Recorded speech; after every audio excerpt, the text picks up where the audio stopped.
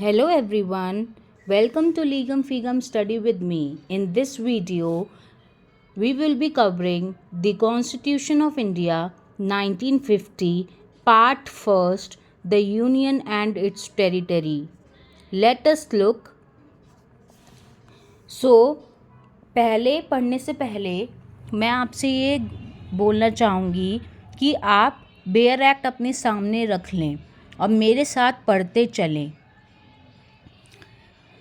What article first says? Name and territory of the union. First, India, that is Bharat, shall be a union of states. Second, the states and territories thereof shall be as specified in the first schedule.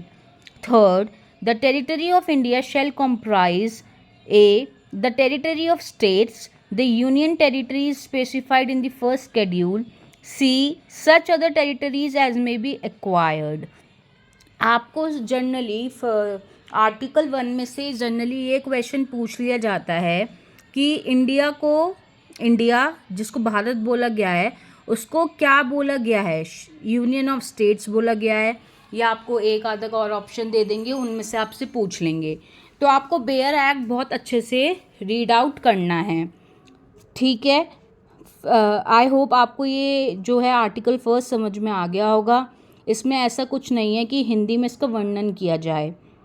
Article second, admission और establishment of new states. Parliament may by law admit into the union और establish new states on such terms and conditions as it thinks fit. तो article second क्या कहता है? जो parliament है वो किसी भी स्टेट को किसी भी स्टेट को एडमिट कर सकती है और क्या कर सकती है, न्यू स्टेट बना सकती है अगर वो सोचती है कि ये फिट है. मतलब अगर वो सोचती है कि कंडीशंस एंड टर्म्स फिट हैं न्यू स्टेट बनने के लिए और इस्टेब्लिश करने के लिए, तो पार्लियामेंट ऐसा कर सकती है. Now this is very important. Article 2A, Sikkim to be associated with the Union, repealed by the Constitution 36th Amendment Act 1975 with effect from 26 April 1975. हम अभी जो मैंने आपको आर्टिकल सेकेंड डे बताया जो रिपील्ड हुआ है 36th अमेंडमेंट एक्ट से, वो कभी कभार पूछ लेते हैं हमारे जो एग्ज़ाम्स होते हैं, क्योंकि अमेंडमेंट्स काफ़ी बार पूछ लिए जाते हैं, पॉलिटी पार्ट में भी और एक लॉ पार्ट में भी. ये दोनों पॉइंट ऑफ व्यू से, एग्जामिनेशन पॉइंट ऑफ व्यू से बहुत ज़्यादा इम्पॉर्टेंट हम इसको मानते हैं, क्योंकि ये पॉलिटी के पोर्शन में भी पूछ लिए जाते हैं जो जनरल नॉलेज का पेपर आता है, एज वेल एज आपका जो लॉ का पोर्शन आता है उसमें भी आपसे पूछ सकते हैं. Now moving on to the third, formation of new states and alteration of areas, boundaries or names of existing states. Parliament may by law A. form a new state, B. increase the area of any state. कैसे वो form कर सकता है new state? Bye separation of territory from any state or by uniting two or more states or part of states or by uniting any territory to a part of any state, या by increase the area of state, या diminish the area of the state, या alter the boundaries of any state, या alter the name of any state. हम जो है provided that no bill for the purpose shall be introduced in either house of parliament except on the recommendation of the president and unless where the proposal contain in the bill affects the area, boundaries और name of any of the states. The bill has been referred by the President to the legislature of that state for expressing its views thereon within such period as may be specified in the reference or within such further period as the President may allow and the period so specified or allowed has expired. इसका explanation जो है वो article in clauses A to E state में क्या include करते हैं, हम union territory करते हैं include, but in the proviso state does not include a union territory. ठीक है, आर्टिकल्स में जो A to E अभी हमने पढ़े हैं अबव, उसमें तो स्टेट में यूनियन टेरिटरी इंक्लूड होगी, बट प्रोवाइजो में क्या बोला गया, स्टेट में यूनियन टेरिटरी इंक्लूड नहीं होगी। एक्सप्लेनेशन सेकंड में बोला गया है the power conferred on parliament by clause A includes the power to form a new state or union territory by uniting a part of any state or union territory to any other state or union territory, जो अभी हमने पढ़ा था पीछे। सो I hope आपको ये section clear हो गया। अभी हम जब PYQs देखेंगे तो आपको उससे और ज़्यादा ये सेक्शन क्लियर हो जाएगा। फिर article 4 laws made under section laws made under articles second and third to provide for the amendment of the first and the fourth schedules and supplemental incidental and consequential matters. So ये इतना as per my knowledge इतना important नहीं है। इसका हम second clause जो 4 का article है उसको सेकंड क्लॉज देख लेते हैं।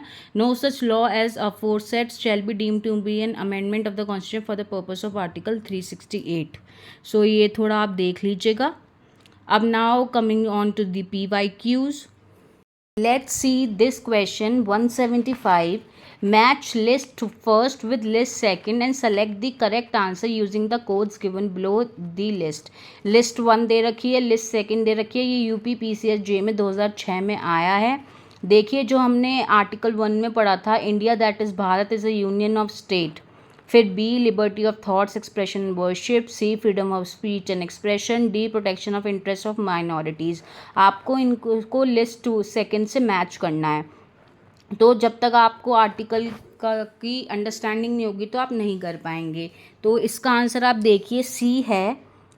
A का third union and its territory, B का फर्स्ट। अभी हम जब आगे further sections further articles discuss करेंगे तो उसमें हम जब पढ़ेंगे तो हम देखेंगे liberty of thought expression and worship preamble, freedom of speech and expression, freedom of speech and expression, right to freedom, protection of interest of minorities is fourth, cultural and educational rights. जब हम इसको पढ़ेंगे हमारे fundamental rights को, उसमें हम ये सब देखेंगे।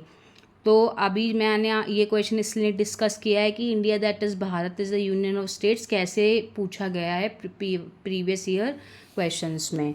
एक आपसे कॉन्स्टिट्यूशनल अमेंडमेंट में से पूछ लेते हैं जनरली कि ये देखिए 683 क्वेश्चन है। The ratification by state legislatures is not required for a constitutional amendment bill passed by parliament in respect of N amendment of. तो आपको ये A to D ऑप्शंस दिए गए हैं। आप वीडियो को पॉज कीजिए और खुद आंसर लगाने की कोशिश कीजिए, देन आंसर देखिए। तो articles 1 to 3 with regard to union and its territory.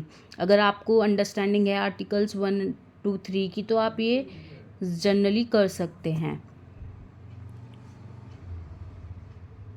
Now देखिए 685, मैंने कहा था ये क्वेश्चन पूछ लिया जाता है। UP PCSJ में 2016 में पूछा गया है कि किस अमेंडमेंट के तहत कॉन्स्टिट्यूशन के किस अमेंडमेंट के तहत Sikkim was included in the states of India. तो आपको बहुत अच्छे से समझ आ गया होगा 36th अमेंडमेंट। तो यही हैं 2-3 क्वेश्चंस जो बनते हैं आर्टिकल 1 to 4 में से। सो आई होप आपको ये वीडियो समझ आया हो। अगर कोई भी क्वेरी हो तो please comment in the comment section. Thanks for watching.